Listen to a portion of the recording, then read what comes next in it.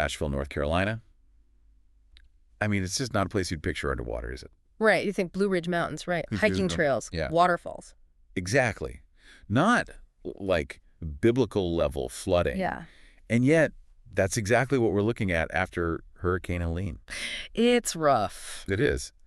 You know, a lot of you reached out and asked us to do a deep dive on this, and I think, especially with Asheville being touted as this, like, climate haven, there's a lot to unpack here. Definitely. So we're digging into a recent article from the Daily Beast, and they really got into it, even pulled in some pretty powerful stuff from social media to show what's going on. It's one of those things, too, where, we talk about these things in the abstract, right?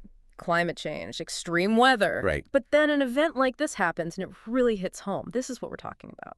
It really does. Yeah. I mean, to see a place that's been held up as like a safe haven from the worst of climate change hit with this kind of devastation, it really makes you question things. It does, and the human cost is just staggering. Oh. Over 100 confirmed dead across multiple states at this point, and in Asheville alone, they're still searching for hundreds of missing people. Hundreds. Hundreds. It's just unbelievable. Yeah. And the Daily Beast article does a good job, I think, of capturing that human toll, beyond just the numbers. I agree. There's this one quote that really got to me. It's from a resident, Gregory Harrison, and he says, it's actually kind of hard to read, but he says, "It's been an incredibly apocalyptic weekend for all of us here. People are trying to find potable water to feed their families, to have water for their kids." Just trying to survive at that point, Basic necessities. Exactly. And it's not just the stories either. Sometimes a picture can really say it all. You're thinking of that aerial shot of Chimney Rock. Yeah, the one where like the whole downtown area is just gone. Yeah. Wiped off the map. It's hard to look at. You've got this place, Chimney Rock, that's all about natural beauty, right? A huge tourist destination. Yeah. And now it's just debris. It's a powerful image. And I think it really speaks to this idea that when it comes to climate change, maybe nowhere is truly safe.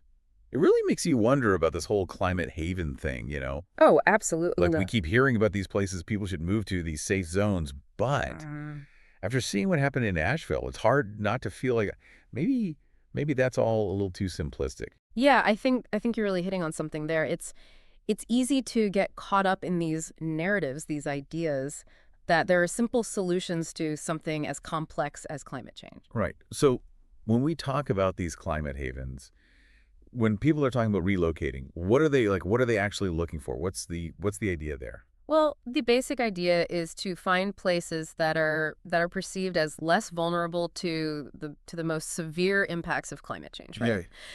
So you're thinking, okay, maybe places that are less prone to hurricanes or wildfires or severe drought, that kind of thing. Places you can still have a decent quality of life, even with the climate changing. Exactly, yeah. And so naturally, a place like Asheville, with its higher elevation, typically milder climate, it starts to look pretty attractive. It makes sense on paper, right? Yeah. Right. And in fact, the Daily Beast article actually pulls some headlines that were written, promoting Asheville in this way. One of them is, "Come hell or high water, Asheville is climate winner." Oh, wow. Yeah.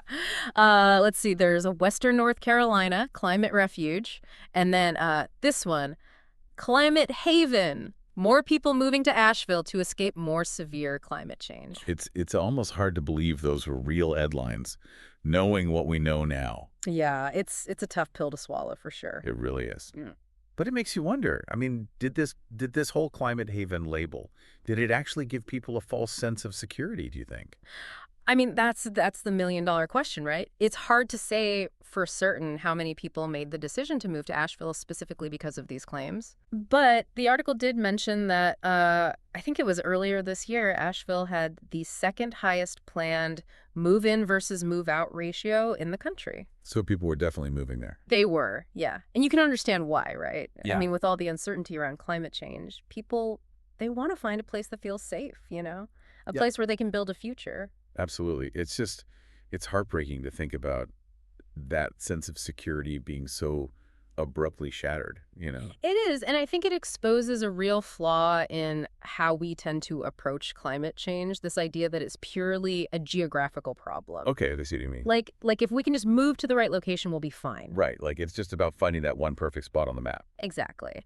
But the reality is, true resilience, it requires a much more comprehensive approach. So it's not just about geography. It's a factor, sure, but it's also about social factors, economic factors, infrastructural preparedness. Okay. It's about building resilient communities that can adapt and thrive no matter where they are.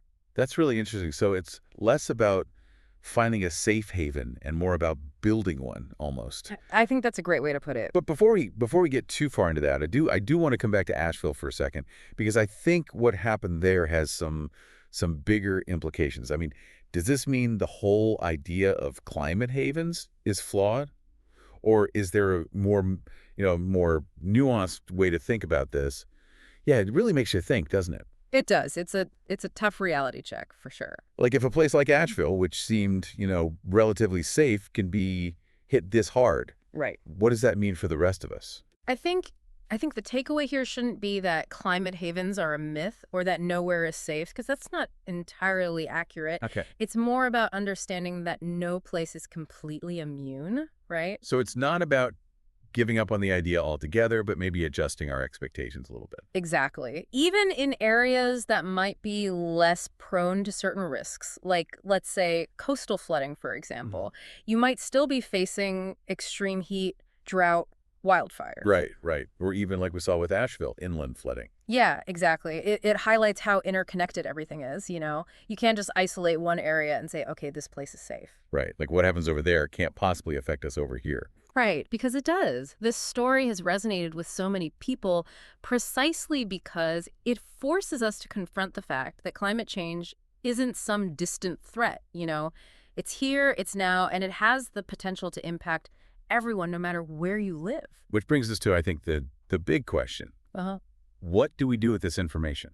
Where do we go from here? Well, that's the million-dollar question, isn't it? And I don't think there's any easy answer. But I do think a good place to start is with a healthy dose of skepticism, especially when it comes to the information that's out there about climate change. So being wary of those headlines that promise an easy solution, a guaranteed safe haven. Exactly. Be critical, you know, dig deeper, look beyond the surface, find reliable sources, be willing to grapple with the complexities of the issue. Because the reality is there are still a lot of unknowns. So much we don't know. Exactly. So be informed, be critical, and I guess be prepared to adapt. Yeah. It almost sounds like we all need to become amateur climate scientists to some degree just to navigate the next, however many years. I mean, a solid understanding of the science definitely helps, but I think maybe even more importantly, we need to recognize that this is a collective challenge, right? It's not about individual survival, it's about collective action. So building a future where we're not just reacting to one crisis after another, but actually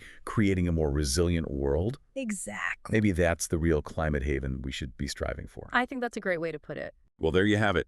Our deep dive into the complexities of climate havens, the realities of climate change, and the urgent need for collective action.